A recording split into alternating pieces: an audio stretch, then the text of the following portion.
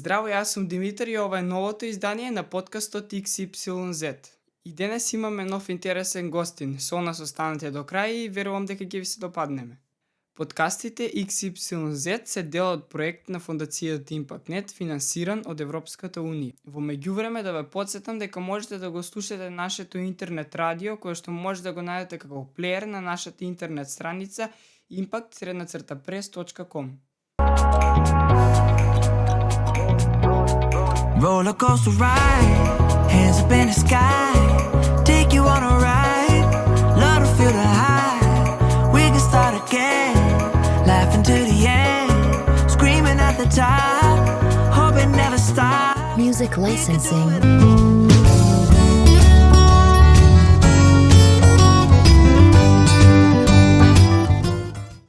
Тема на разговор нормално ќе ни биде зачувувањето на животната средина и изградбата на зелени општини, во согласно со потребните трансформативни практики и препораки на Зелениот договор на Европската Унија.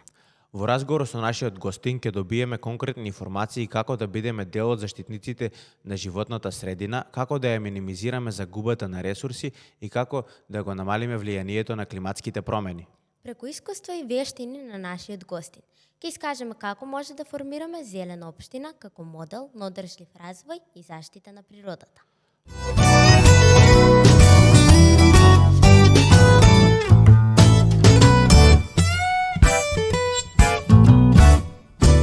Нашите подкасти се посветени на промоција на Зелениот договор на Европската Унија и онаа трансформација, што велам зелена трансформација, што треба да ни се случи како на нашата држава, така на нашиот континент и во целиот свет. Но ние во Велес имаме историја на еколошка борба која што овозможи на некој начин да се посветиме или да бидеме на онаа фреквенција подесени за воспоставување на здрава животна средина. И од самите почетоци со гостинката која што ни е денеска се запознавме и знам дека од тогаш беше активен борец во борбата против загадувачот кој што на некој начин го труеше овој град повеќе од 50 на години. Тогаш се запознавме и ми беше чест да соработуваме на неколку наврати и денеска да имаме за еден од гостите во нашиот подкаст. Добре ни дојдовте, госпе Сонја, значи во форум Импакт, како што беше најавата на нашите млади соработници. Како сте? Добар ден, благодарам за убавата најава. Чест ми и задоволство да бидам гостин и еден срдечен голем поздрав до зелените амбасадори, затоа што Велес не случајно, како што кажавте, долги години имаше макотрпна еколошка борба во која што сепак победија вистината и правдата на некој начин. Може би се уште еколошки не е доисчистена нашата животна средина, го гледаме се уште ридот кај топилницата со отпадоците од долгогодишното работење на основниот загадувач топилницата за олово и цинк Злетово. Меѓутоа, веќе 20 на години ние живееме во и дишеме чист воздух. Земјиштето полека се прочистува, се садат нови земјоделски култури и едноставно цврсто чекориме на патот кон тоа да имаме што поздрава и почиста животна средина. Јас сум среќен што тога се појави една група, може и пред од невладиниот сектор, на активни зелени борци, меѓу кои вие бевте така.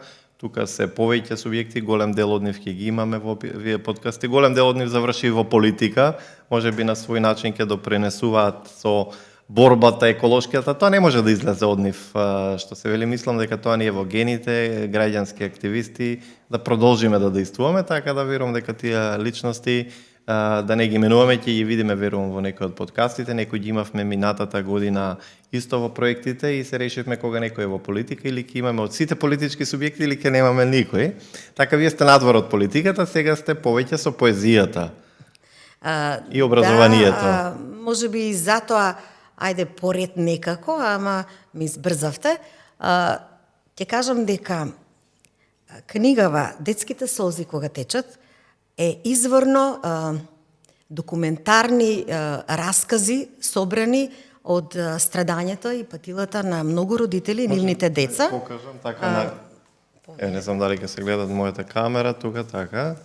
во која Прекрасен е да, насlovна опишани страница. се сите чекори кои што Друштвото на родители за грижа за здраво поколение како невладина организација формирана во 1998 година ги направи и во 2011 година ги објавивме овие раскази преку може символичен наслов, меѓутоа детските солзи навистина беа мотивот на нас родителите да се здружиме во здружение и едноставно за да ги заштитиме нашите деца ја водевме таа борба.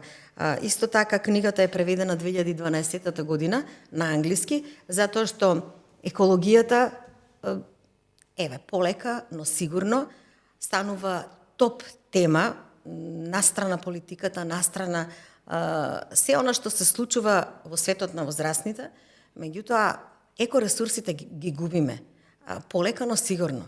И тоа исконските благословени ресурси, а тоа се децата. Се помалку има дечиња, наталитетот е намален, а се повеќе за жал се раѓаат деца со разни аномалии, а се е тоа резултат на храната, на нездравиот начин на живот и тука кога ќе ги видам овие телефони, навистина имам неколку идеи кои што зелените амбасадори верувам дека со ваша поддршка ќе успеат да ги спроведат.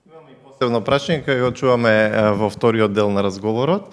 Еднаш во разговор со вас, кога правевме едно интервју беше за загадувањето на воздухот, ми отворивте на вистина добра насока на информации, посебно точно насочено кон користењето на мобилните телефони, но нека ни остане тоа за вториот дел можеби на разговорот. Сакав да ве прашам, бидејќи нашите млади што ќе ни бидат во отворено друштво рубриката имаат прашање исто за вас. Сега имате некој проект со училиштето каде што сте психолог, така? Да. Може еве да започнеме одејќи хронолошки од сега кон минатото.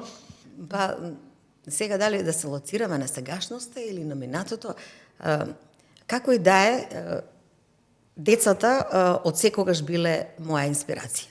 Го заслужуваат најдоброто од сите нас, од возрастните. Јас веќе 38 години работам во посебното основно училиште, сега сме веќе трансформирани 2 години во основно училиште со ресурсен центар Маца Овчарова и можеби и судбините на многу родители кои што имаат дечиња со попреченост, меѓутоа не го отфрлувам настрана и не отфрлувам настрана популацијата на деца со типичен развој што немаат проблеми.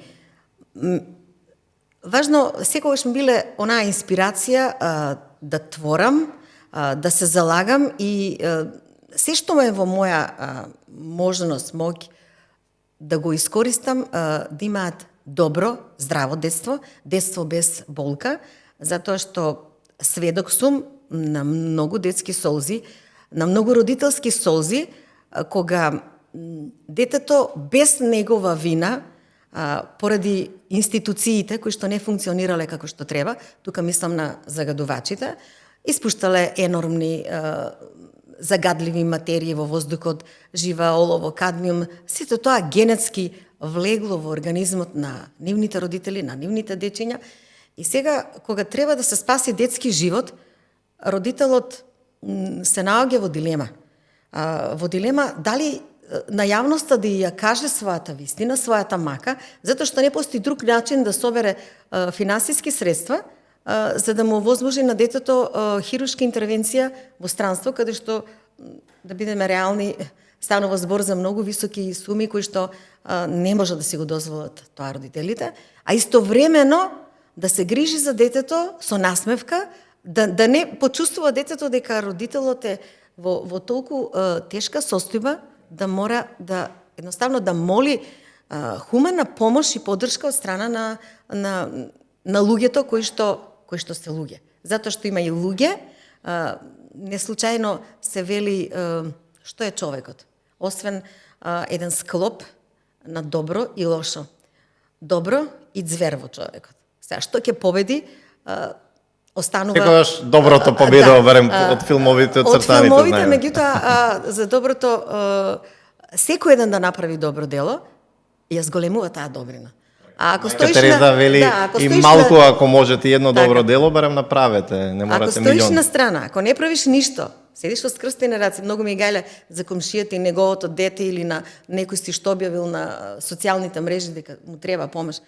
Едноставно нема ништо да те кошта, само една пијачка, едно кафе, помалку у кафич, меѓутоа на родителот многу ќе му значи. Имате еколошки проекти исто во со дечињата од Маца Овчарова? Не се работи за проект, се работи за континуирани активности кои што ги спроведуваме како училиште. Како проект бевме вклучени во проектот Зелени детски градини. Преку што бев еден од креаторите, фондацијата Фокус го имаше така проектот. Беа вклучени градинките, имаме прекрасна зелена градина. Супер, бас сум Повелете среќен. кога ќе можете дојдите да не посетите. Го искористивме максимално просторот што ни беше на располагање, за да можат дечињата да го видат процесот на засадување на зачини, растенија кои што потоа во училишната кујна ги користиме во подготовката на нивната храна, ручек. Значи, нане садевме мароли, кромитчиња, јагоди, тоа што ни дозволуваше просторот, но на децата им беше многу интересно. Затоа што едно е чувството, односно визуелната перцепција и можности да гледаш презентација, да отвориш на телефон или на YouTube. Во споредба со рацете кога ќе ја земеш земјата, кога ќе ја почувствуваш, кога ќе го ставиш семчето во земјата, кога ќе го засадиш, и ние се гордееме со таа наша зелена детска градина. Се реализираше затоа што тоа е начин и децата да научат од мали нозе да ја користат органската храна, нели, да ја употребуваат, да знаат да ја засадат, да не бидат само хранет или да не посегнуваат само по брза храна. Тоа е начин, верувам, дека од најмали нози. Среќен сум што го имате така како можност. Главен фокус, значи, на овие подкасти ни е можноста да со младите, но и со повозрастните генерации ги доближиме информациите, што значи една зелена трансформација. Како гледате од ваш аспект како човек кој што бил зелен борец, вие бевте дел од Сдруженијето на родители за грижа за здраво поколение, така, долги години основач и председател. Како функционира сега организацијата? Не сум... Се повлеков малку од невладиниот сектор, од причини што годините, тие 10 години кога бев активиста, беа многу напорни, од причини што табу тема беше да се зборува во тоа време за неголемиот загадувач, кој што беше и експониран како фабрика која што произведува за цела Југославија, како индустрија која што ги задоволува потребите на другите, а нас не има као жртвени јагненца и ние само страдавме. Затоа сите моќни институции се оградуваа и навистина не беше тешко да постигнеме резултати, меѓутоа родителите, упорноста наша, дечињата, потоа почити кон, ќе го споменам, председателот Борис Трајковски, кој што само од еден прилог медиумски, во кој што ние како родители истапивме и кажавме дека има многу дечиња што се болни, што треба да одат на климатска рехабилитација. Последица на загадувањето што се случуваше во Велес, така. Тој воопшто не беше запознат.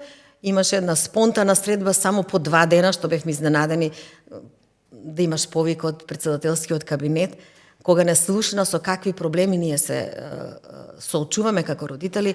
Веднаш го повика министерот Џабирски, тогаш беше, за животна средина, и кажа овака: потхитно за велешките мајки и деца да се овозможи рехабилитација во здраве и чиста животна средина. Нашите деца, 35 бевме учесници, мајки и дечиња, во Сутјеска, во детското одморалиште, во Охрид. Во Охрид, 10 дена, финансиски поддржана од Министерството за животна средина, и од тогаш таа климатска рехабилитација се реализираше најмалку 15 години, потоа продолжи со поинаков вид на поддршка, се смени законската регулатива, у смисла дека многу дечиња што носевме, што има здравствени проблеми и социјални случаи, потоа добива поддршка од Министерството за труд и социјала и од исто донатори кои што секогаш излегуваа во Пресред, од општината имаше финансиска поддршка, ама јас веќе се повлеков, бидејќи се боревме малку со медиумите. Не беше лесна борба, Не беше така? апсолутно да ве напаѓаат као случајот со доктор Скајни, кога за 70 дечиња од Велес испративме примероци од коса и од ногти и 10 деца од село Иванковци, како еколошки чиста средина за споредба. Кога стаса резултатите, велешкиве деца 3 пати, 4 пати енормно зголемени концентрации на олово и кадмиум, и бев обвината зошто хумани примероци сме изнесувале на проценка во друга држава. Тогаш застана актуелниот градоначалник Коцевски дека секој родител, ако детето му е болно, што е од секогаш правило, кога детето ти е болно индивидуално, ти одлучуваш каде ќе го носиш на лекар. Можеш да го носиш во Англија, во Шведска, таму каде што има соодветна медицинска установа, да се направи интервенцијата и да си го спасиш детето. Многу ни значеше таа поддршка, ама верувајте, исцрпуваше и затоа препуштив на помладите ентузијасти. Имавме доста подмладоци во Друштвото на родители за грижа за здраво поколение, ја продолжија таа климатска рехабилитација. Многу од нив стана сега веќе возрастни, нови борци, доктори кои што вршат операции, со кои што се гордеам, бидејќи, беа како, сега ги гледам младиве тука у студиово, беа на нивна возраст, прва, втора година, меѓутоа се искалија, се исчеличија, потоа они не представуваа пред институциите. Кога веќе ги спомнавме младите, предлагам да одиме со делот што го велиме рубрика Отворено друштво, каде што ти имаат прашање исто за вас.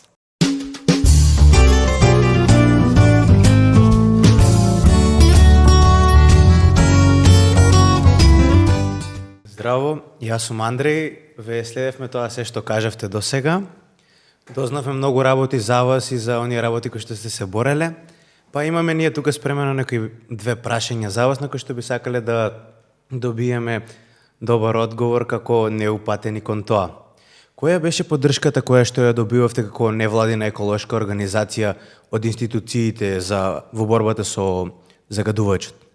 Па токму тоа го кажувам дека поддршката што ја добивавме беше преку објавување на медиумски на судбините на дечињата кои што беа болни и нивните родители. А не секој родител беше спремен да излезе овака медиумски, да не му се насолзат очите и да успее сталожено да ја каже својата судбина. Многу хуманитарни луѓе ги гледаат тие медиумски прилози, ни се јавуваа, баравме и ние како здружение поддршка и од институциите имавме разбирање од нашава општина Велес, актуелниот градоначалник, пак ќе го споменам, Коцевски, кој што исто, колку и да мислите дека имате контрола и колку познавања во одредена проблематика, сепак едно е кога се чита од некоја студија, елаборат, докторска, магистерска дисертација. Меѓутоа, кога ќе се соочите со погледот на детето, кое што е дојдено со мајката за раче, кое што има проблем, тогаш и се, тука им е да расказ, се кршеше тврдото срце на институциите, полека не прифаќаа како некако невладина организација која што сака да добие некој профит. На тоа никој не размислуваше, нити па го вреднуваше. Едноставно се обидувавме и успеавме и од фондовите на тогаш моćните и големи невладини организации МЦМС, Македонскиот центар за меѓународна соработка, добивме поддршка од фондацијата Институт Отворено општество. Сушност, Институт Отворено општество беше првата силна организација која што не поддржа кога слушна со што се соочуваме, они го финансираа проектот за испитување на анализа на микроелементозна анализа на примероци од коса и од ногти на велешките деца и децата од Иванковци, и потоа кога дојде доктор Анатолий Викторовиќ Скајни, кој што направи анализата, не посети во Велес, разговараше со сите родители, чии што деца има зголемени концентрации на олово, кадмиум, жива, арсен во организмот, и ни понуди суплементи за детоксикација, кои што повторно ФИОМ, Фондацијата Институт Отворено општество, ги финансираше и дел општината. Исто и Лајонс клубот помогна во финансиска поддршка за детенце кое што имаше година и 8 месеци да се оперира во Софија, во Бугарија. Детето мораше подхитно да се оперира, стануваше збор за срцева мана и колабираше таму, меѓутоа мајката се јави дека поминале добро, се реанимирало и верувајте по 6 години кога дојдоа кај мене да ми се заблагодарат, онака да ме посетат, верувајте ми беше као да така сигурно сум до крајот на животот, дека сум жива. Тие сцени на моменти кои што секогаш се паметат, меѓутоа кога ќе видиш дека си помогнал едно детенце да тргне на училиште, да е задоволно и среќено, со ништо не се мери. Од денешен поглед, како гледате на таа еколошка борба? И да ве прашаме што мислите, дали денес има некоја закана кон животната средина и кон здравието на луѓето? Да. Тоа беше борба од минатото, како што кажа Стефче. Меѓутоа, сегашната модерна борба за мене е уште пострашна. Никогаш не сум песимиста, да се разбереме, значи оптимиста сум, и секогаш го црпиме, го вадиме од своето искуство, она што може да биде добро за иднината. За жал, се појави корона, ја надминавме. Се појавуваат други, разноразни болести. Најголемата зависност, што е појака и од дрога и од сите овие наркотици со кои се соочуваат, нели, дел од младите и за кои што, нели, се обидуваме и системски, преку невладини организации, преку поддршка на институции, нели, да ги разрешиме, меѓутоа зависноста од телефоните е број 1. И одма, мислам, веднаш ми дојде една идеја да вие си направите еден добар проект во кој што ќе бидете иницијатори на екокараван.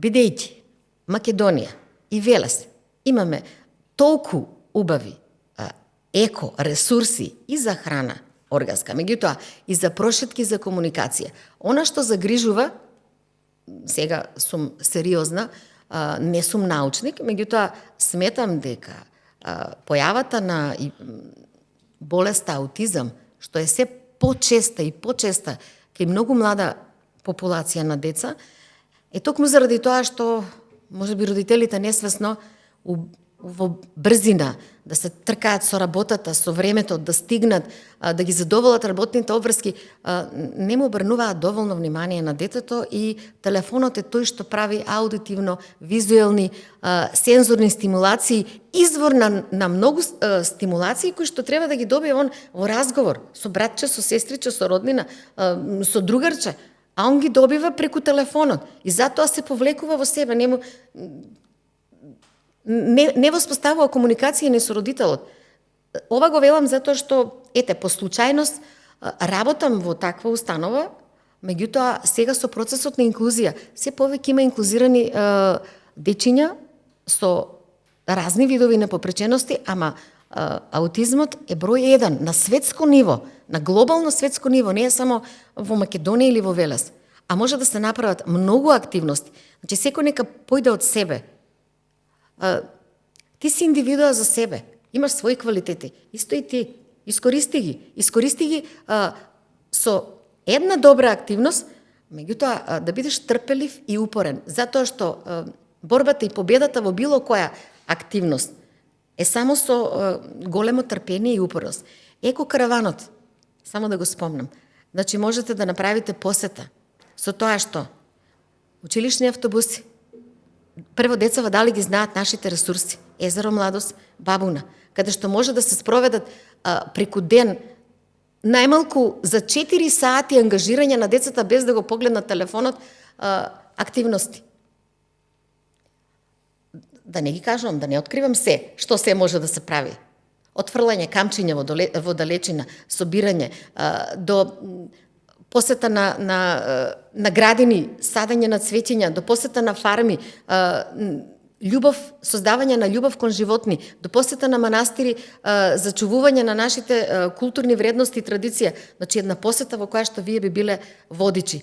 А телефоните во ранец се носат од почетокот до крајот на денот. На крајот на денот се даваат на учениците. И сега, кој ќе издржи најмногу? Само борба со предизвик. Кој ќе издржи најмногу да не се фати за телефонот? Ова може звучи како невозможна мисија и верувам дека е така, и ние возрастните сме зависни, ама зависни само да видиш дали имаш порака дека треба да одиш на состанок, на совет. Јас мислам дека и многу позависни сега сме сите со мобилните телефони што се вели. Вики Андреј, така? Да, ги знаеме и ние овие работи, ама едноставно телефонот ни е завис на сите, па и на возрастните и на децата. Мило ни е што добивме добри одговори од вас и што воопште видовме. Јас ви благодарам што така трпеливо ми слушавте, што може би примивте сега и негативна информација, затоа што мисламе осуда да кажеш ти остави го телефонот барем 1 сат да не го чепкаш, ама воедно и предизвик. Затоа што само оние што го поседуваат лидерското, а сепак вие сте одбрана младина, која што е тука присутна, во која што веруваат од зелените амбасадори, исто и јас поддржувам, бидејќи оној што е лидер се познава и по очите, и по стас, и поседува нешто, значи има звездичка што му се јае тука. Така да приметувам кај вас такво нешто, меѓутоа дали навистина ќе блесне и ќе засие, тоа зависи лично од вас. А секој има можности. Така, да се вратиме, би рекол, она што го имав како дополнително прашање во поглед на аутизмот, го споменавме, верувам дека е тема за која што треба многу повеќе да се дискутира, затоа што е повидлив очигледно проблемот кај низа родители со деца така мали кои што имаат проблем на отежната комуникација на децата така. И може би некогаш би снимиле ти со други експерти и со вас радо и дополнителна тема. Значи, кога имаме информации кои што се случуваат актуелни сега, неминовно е да ги споменеме само и фрапантните податоци до кои што тогаш дојдовте, а беа некоја инспирација и водечки лајт мотив за да се започне целата борба. До кои податоци тогаш ги имавте? Првичните податоци кои што ја раздрма целата македонска јавност беа податоците од магистерскиот труд на Мимоза Јовиќ и незиниот професор ни беше гостин на телевизија Канал 21 гостувавме, Велимир Стојковски, каде што се изнесоа податоци дека во плацентата на родилките од Велес има 3 пати зголемена недозволена концентрација на олово во споредба со родилките од матка. Мислам дека заврши емисијата во ред, наредниот ден беше буквално бомбардирање од македонската телевизија, од Сител, Телма, Канал 5, сите беа заинтересирани новинари што е тоа што се случува во Велес, како може толку многу да се дозволи во родилките, нели нормално и кај нивните бебиња да има енормни концентрации, недозволени на олово, а никој јавноста за тоа не е запозната, ниту пак институцијата преземала нешто да направи, да ги обелодени резултатите или едноставно да се пружи нека дополнителна помош на родилкиве. Чисто завршена магистерска работа, во ред, исполнети критериумите и потоа се почна да се одвива во едно брзо темпо, излезе проектот со испитување на примероци од коса и ногти во Русија, кој што ги потврди резултатите.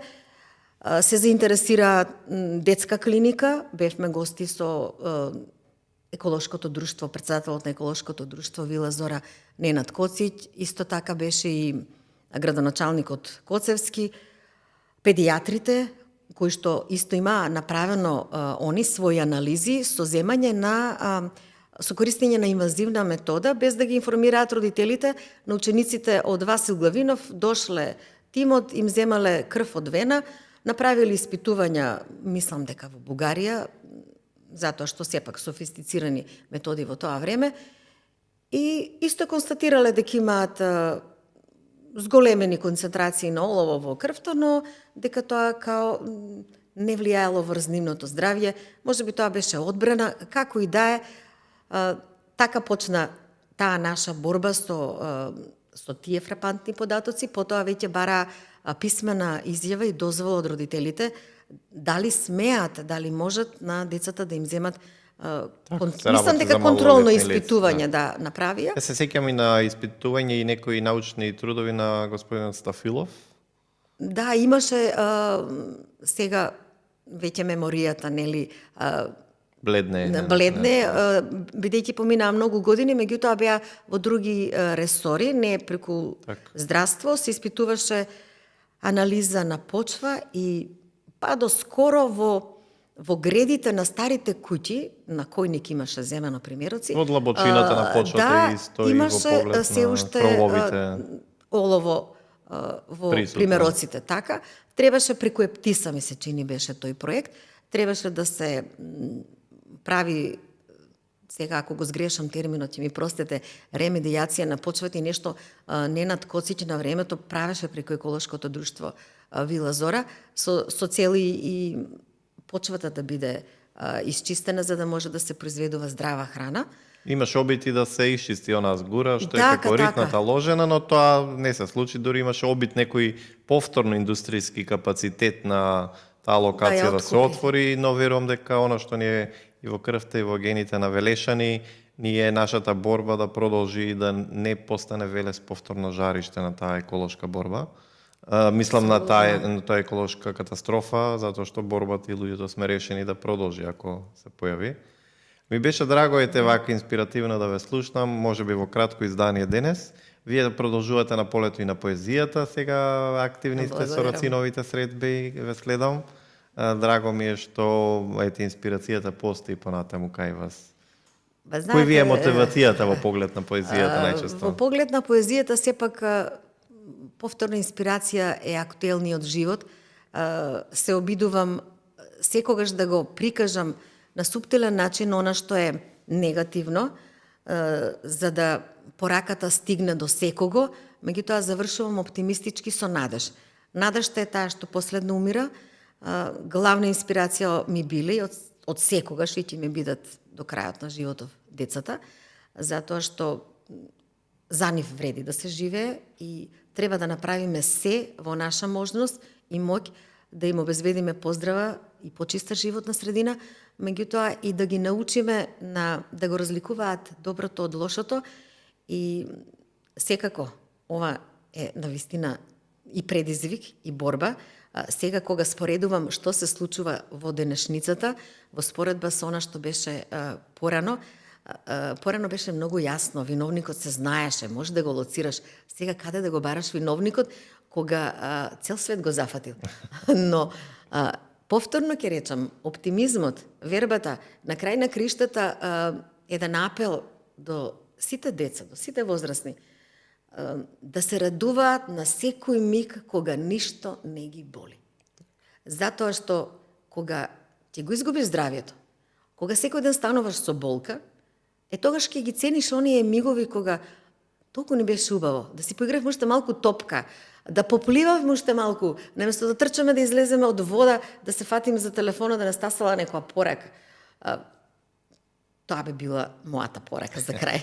Ви благодарам, господја Сонја, за вашето гостување и до наредно видување, останете него добро здравје. Ја би сакала само да завршам со подарок до зелените амбасадори во Европска Унија исто.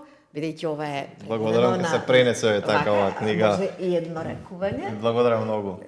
Ви благодарам за вашето гостување, прекрасна книга, ќе биде пренесена и пораката, доста беше инспиративно да се слушне она што ни го пренесе госпоја Сонја, така ги започнавме чекорите во борбата против загадувачот тога што пилницата во Велесно се уште демнеат низа обиди да се наруши чистиот воздух, чистата почва, чистата животна средина, но нашата борба продолжува и среќни сме што како лајтмотив сега го имаме зелениот договор на Европската Унија, кој што активно го промовираме и каде што сме решени Европа да постане континент ослободен од штетни емисии. И да, дојдовме до самиот крај на денешниот подкаст. Верувам дека ви се допадна денешната наша тема и ве повикувам да ги засетите нашите социјални медиуми кои што можете да ги најдете како линк во одјавната шпица.